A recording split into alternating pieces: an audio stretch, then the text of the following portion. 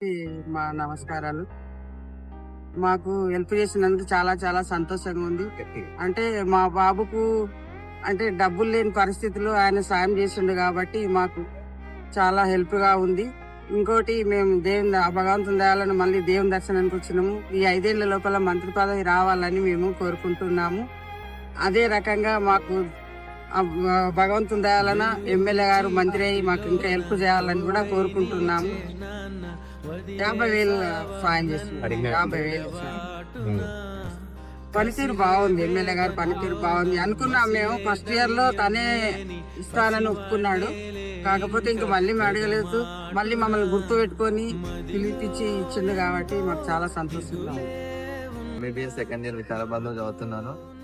మా నాన్న చనిపోయిన పరిస్థితిలో మాకు ఎవరు ఆదుకునే వాళ్ళు లేక ఎమ్మెల్యే గారు ముందుకు వచ్చారు. దానివల్ల నా ఫస్ట్ ఇయర్ సాఫీగా అయిపోయింది. ఇప్పుడు 50,000 సాయం చేయడంతో నేను మంచిగా నా చదువు స్మూత్గా వెళ్ళిపోతుంది. ఎమ్మెల్యే గారికి ఎప్పుడు రుణపడి ఉంటాము. ఆయనకు వచ్చే తరంలో మంత్రి పదవి రావాలని భగవంతుని మనస్ఫూర్తిగా కోరుకుంటున్నాను.